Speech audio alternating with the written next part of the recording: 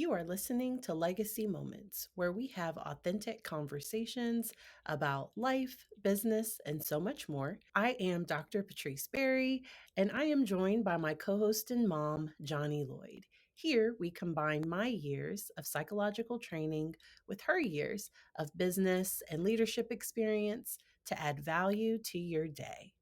Today, I'm really excited to jump into today's topic. Balance is an illusion. And so, what did you mean by that when you said that? I was with a group of people training, and what happened is someone asked me about balance. When I was raised, balance was something that women, especially, was striving for.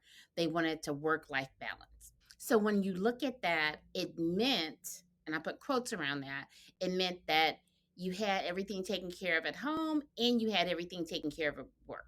You had this super cape on and you just swapped out your cape for going home or whatever. You just all in. And when I said the balance is an illusion, I actually also said it's a lie. It's a lie that people go after this, what the system calls balance. Because when they say that, that's almost like a scale. You're the person in the center, and one arm has work and the other one has your life, and you're at all the time you're neither one is down or up. Everything is just totally perfect, and that's not real. It's just not real. It's something that if you're not careful, it will cause you to have stress. It'll cause you to feel like you're less than, that everybody else is doing it and why can't you? And that's just not the truth. That's the illusion part. The illusion is that that's not realistic. So, what is more realistic? I call it intentional imbalance.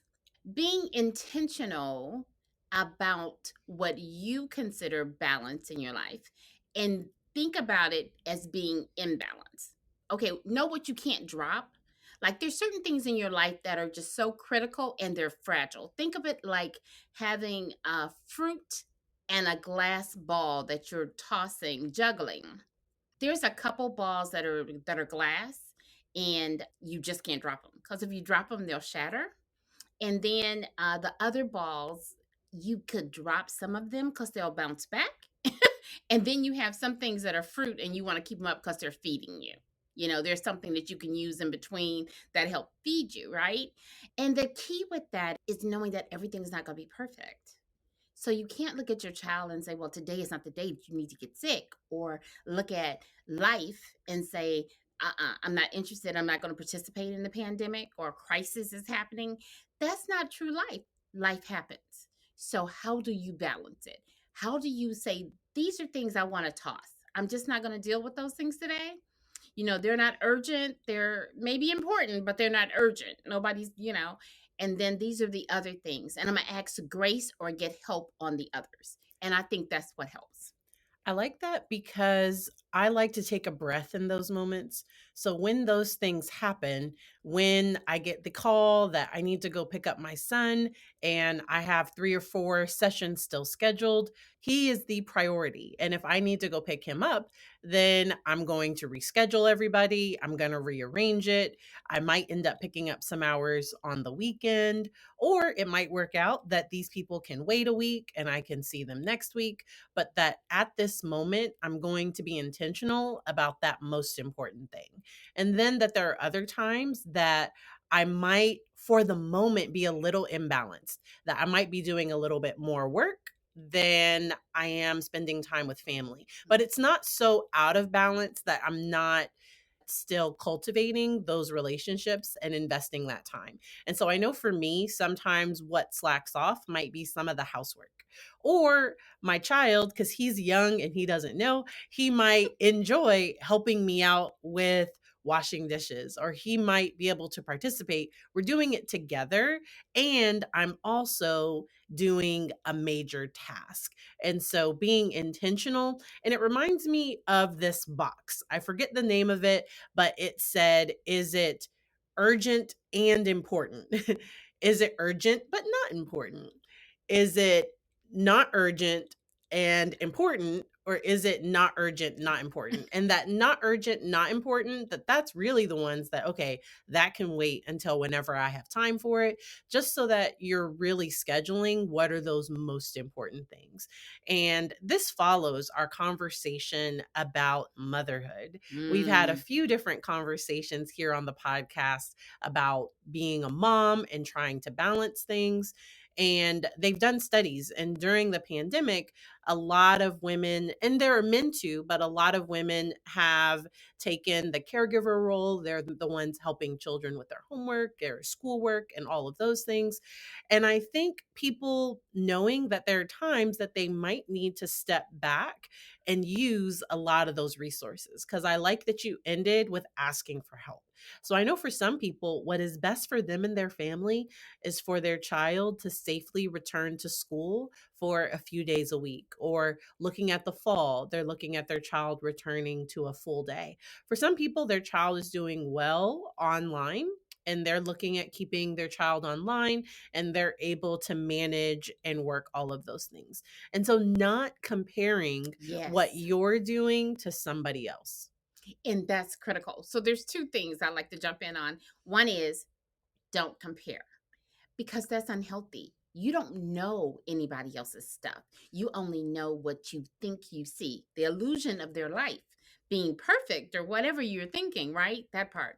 And then the other thing is make sure mothers, fathers, sisters, brother, everybody, make sure that you're not putting all of your stuff in the not urgent, not important box. Because when you do that, you're not healthy, and you start looking at those other people in them other boxes and start looking at them and with your finger like what in the world. So make sure you feed you. Make sure that as you juggle, as you move things in your life, as you touch things in your life, that's somewhere in there that you're doing some things for you. And I'm gonna use me as an example. When I was keeping my grandson, right? When I first started keeping him, because I was in this state of mind. You see, if you could see her eyes, you know, I was in this state of mind. And so every day when he left, I would clean up like he was never there. Every day, every day. Because I said, I don't have children. I shouldn't have anything showing that I have a child during the day, right? So it's not my child. I was tripping. I was literally tripping. But this is a great example. So here the next thing. I started looking at, I said, this is not bright. You're taking 20 to 30 minutes to clean this up. He coming back tomorrow. You know what I'm saying? He's coming back every day. So then I gave myself a breath and I said, you know what? I had to check myself. So some of the things that we have on the list that is causing us some imbalance is because we won't give ourselves a breath. We have our standards at a point that I don't want to know that he's here, so I'm gonna take it. By the time I put everything up and and then brought it back out the next morning, and so then I changed it. I said, okay, he's here Monday through Friday. I'm gonna take it out Monday and be ready for him and be encouraged and excited that he's coming. And then on Friday, I'm going to get rid of everything. I'm going to put everything away. And then I have the weekend, right? So find out what makes you happy and find out how to stay in that place as long as you can.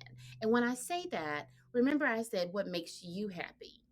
And I think it's not just about happiness, it's about how can you edit your standard for your own self care. That's good. Because with that, I think at first you were trying to have the standard like you weren't a Gigi and because you were our daycare during the week and he's coming back. And so to put up the high chair, I mean, it was a whole setup because we were a little extra and had a whole bunch of stuff for him. If you could see my eyes right now, you'd appreciate me. I'm just saying. There was a whole setup for real, y'all. I mean, there was a setup plus. But you know what? That's the other thing is when you don't embrace your now, when you don't say, well, you know what? I have this major report I need to do, or I have this shift in my life that is happening right now, and I need to manage that. I need to make that a priority right now. Sometimes we have to go to our family and say, look, I just need 15 minutes.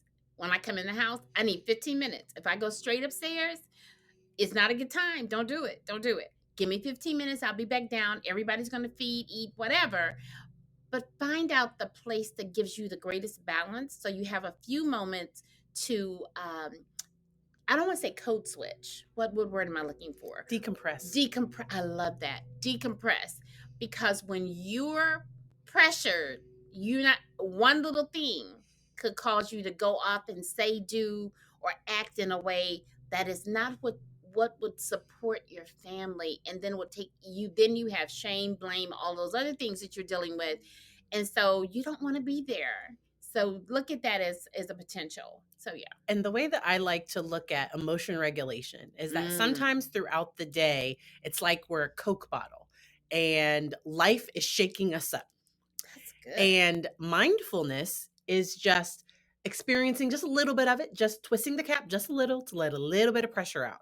Because if you let a little bit of pressure out throughout the day, because what'll happen is if you come home and just take that top off and everything, and there's this big explosion, people looking at you like, what's wrong with you? But they don't realize that you had this at work and that this happened and that this happened. They can't see your day.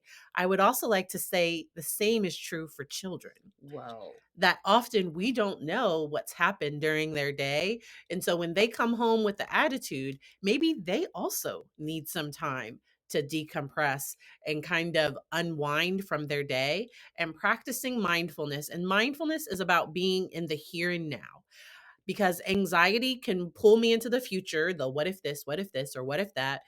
And depression can sometimes pull me back into the past, and mindfulness is about enjoying this present moment. It's if I'm in this beautiful park, if I'm in this beautiful space, being in this moment and not letting other things ruin this moment. Right. And I really like that because that's the same thing in communication. That's the same thing in every area of our life. When someone's giving us information or we're talking to someone, have you ever caught yourself going and you're already answering the question? You're thinking about the response. You're not listening to what they're saying. You're thinking about the response. The same way in a relationship with our children, whatever. Give them an opportunity. But more than anything, be the example. And we call that listening to understand and not listen to respond, because listening to responding, often the person doesn't feel heard. And we're often talking at each other and we're not actually having a productive conversation. Yeah, and that's not healthy. So a couple other things that I will look at, and look at what you want to toss to get rid of, right? And don't be afraid to say no. I have this, I'm not going to call it an anointing, but let me say I have this issue that I used to say yes to everything. So now what I do is I pause, and then I tell people, even though my calendar is on my phone, I said, you know what? Let me go back and check my calendar and confirm my availability before I say yes. So that gives me a chance to walk away and for my brain to engage and say, are you kidding me? Or to say, yeah, you can do this, or how important is it? Or I can take something off the list, or whatever. So, this is about the illusion of balance, is the thing that's so painful because the illusion is looking at something that you believe should be real, but it's not. Is an optical, is an emotional, is a it's a mental, physical illusion. It's not true. Now, I'm not saying that you cannot be balanced for a moment because somebody's going to say that. Okay, so but I'm gonna give you an example. If you took two circles and intertwined them right in the center, you would say that was your sweet spot, right? That's where balance is. But if life is one circle and work is the other one, there's a bunch of stuff that is outside of that sweet spot. Balance is what I'm saying, or intentional imbalance is what I'm calling it, is the sweet spot for that moment, for that day, for that second, for that hour. Because it just takes one thing to happen that will toss you in or move something out. Because there's not but so many things you can do. You only have 24 hours in a day. And believe it or not, you need to sleep. So, what are some ways that you practice this every day? So the way I practice it every day is I start the night before, and I only give myself three big rocks, is what I call it. Three big things that I would like to accomplish the next day. Now, when I say big rocks, I'm not talking about cure world hunger. I'm not talking about them kind of rocks. Okay. Nothing, not something like that.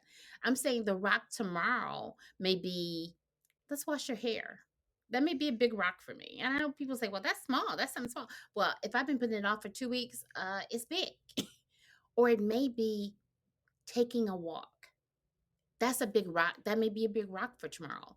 And sometimes it's like get one major report done. And then my next thing I do is I did that the night before. So that morning, I see if there's an adjustment I need to make. Because sometimes after I write it that night, something is triggered or helped or changed. So I just reconfirm.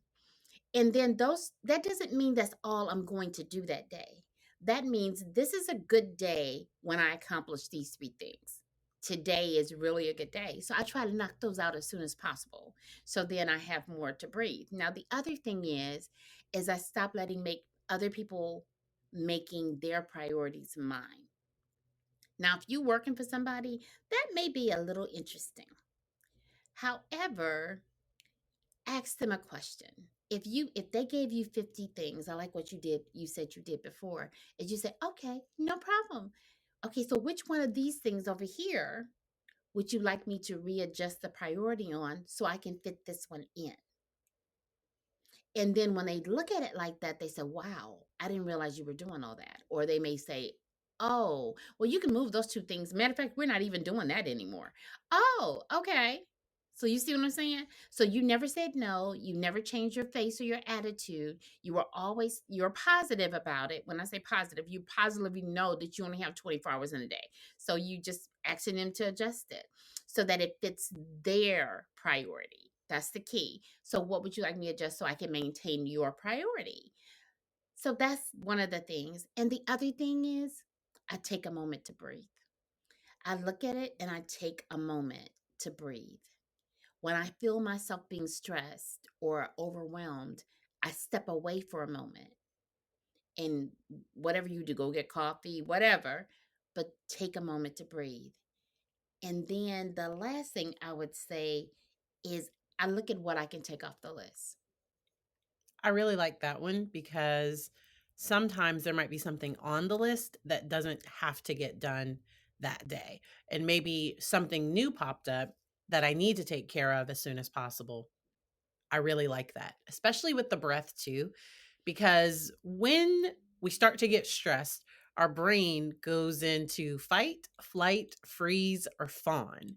And the fawn response is a people pleasing one that saying no to somebody can trigger anxiety. It can trigger danger. It can trigger just like a bear chasing me, almost like I'm thinking, oh, let me make this bear a meal or something. Sometimes you want to please people in those moments. And so being able to take a breath and step back can help you get back into your thinking brain. Because when we are in that fight, flight, or freeze mode, we're in that amygdala. We're in that emotional part of the brain, that survival brain.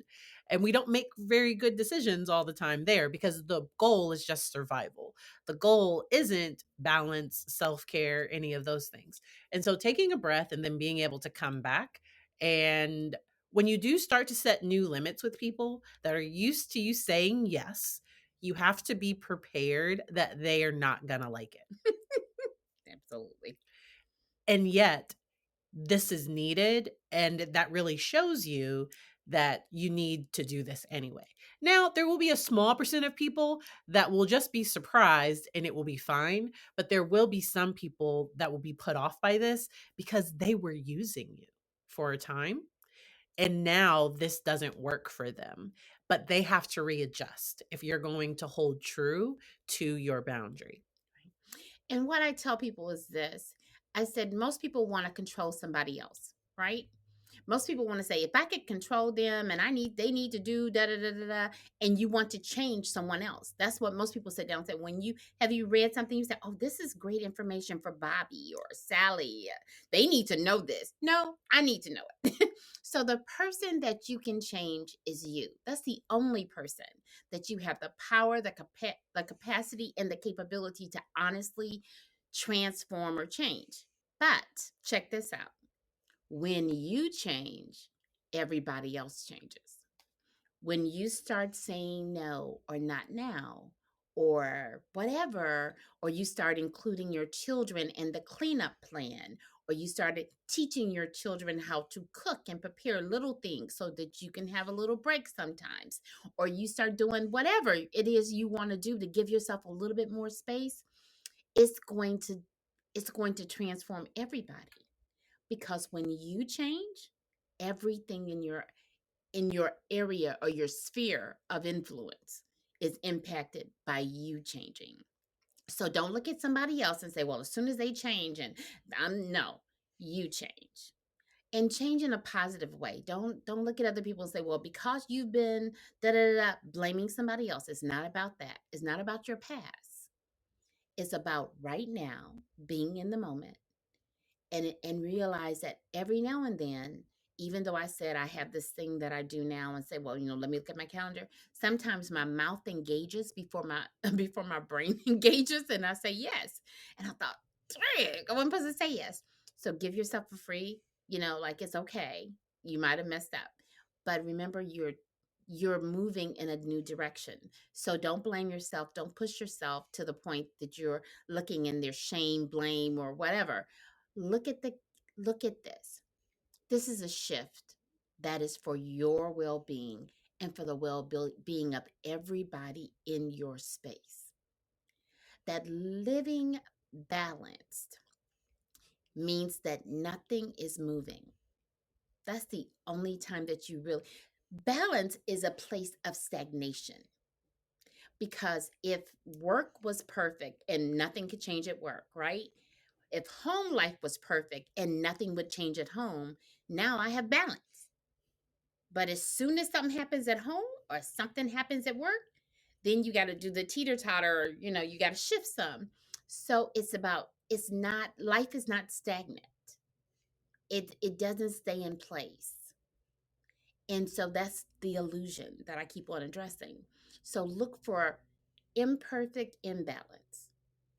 Look for opportunities to do what you do the best you know how to do it, to provide service or whatever you need to provide in your life. And when Patrice talked about the four quads, look at that. Now, if your child is bleeding, I'm thinking urgent and important. I'm thinking, you need to stop and do something. Now that some people are still at home and their children are not at work, at school yet, there's a lot of dynamics. So as you continue to move forward, give yourself grace, but also give yourself space. Space not to be perfect. Space not to have everything in the perfect place, clean, folded, everybody looking like soldiers, and there's nobody spilled anything. That's not, that's, I don't know. To me, that's an illusion. Now, for you, you may have it like that. I mean, They probably would have tuned out of the episode by now if yeah, they did. they did. And that's the key. The key is that find what works for you. Tips and how to's are great. However, you have to look at your life. I want to encourage everybody to look at your life and say, how does this impact my life? How can these tips, how can I implement them so that I have I don't want to say happiness, but what word do we want to use? Of gratitude. Look at it from that kind of perspective. Not always looking at the list and say, these are the things I haven't done. Look at the list and say, you know what? What don't I really need to do? Really? I mean, like, really? I can take this off the list. And I'm going to use me as an example. I thought this year I was going to do all this planning of this wonderful, amazing garden. I bought the seeds. I was going to build the seeds and put them in these little containers in my garage and grow them into big little babies and then take them and plant them in the yard. And I mean, in the space that I have, because I bought all this stuff. It is now the middle of May, and I had to give myself what I call a free get out of jail card. And so, you know what? Go go to Lowe's or Home Depot, buy some plants that are already up, put them in these pots. I still get what I want, which is fresh fruits and vegetables. But I take the pressure out of doing it the way I thought I was going to do it, and I still get a chance to enjoy the results.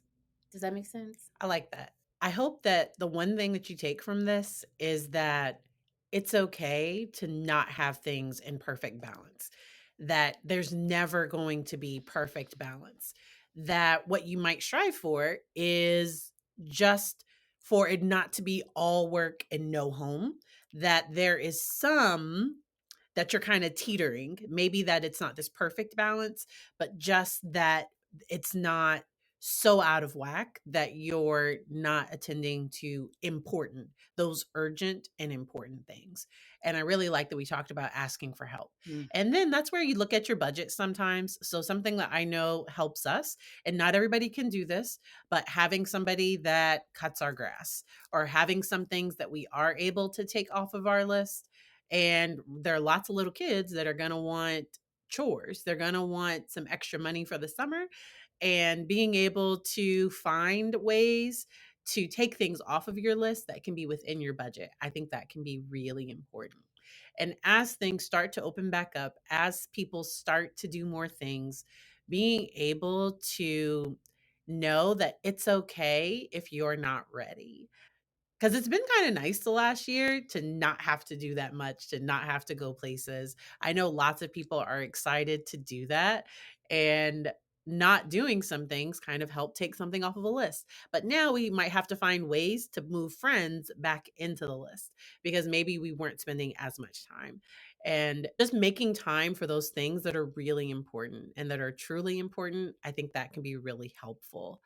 Thank you so much for listening. We have conversations over on Clubhouse Saturday mornings at 10:30 a.m. Eastern. Our club is Legacy Moments, and you can follow us over there.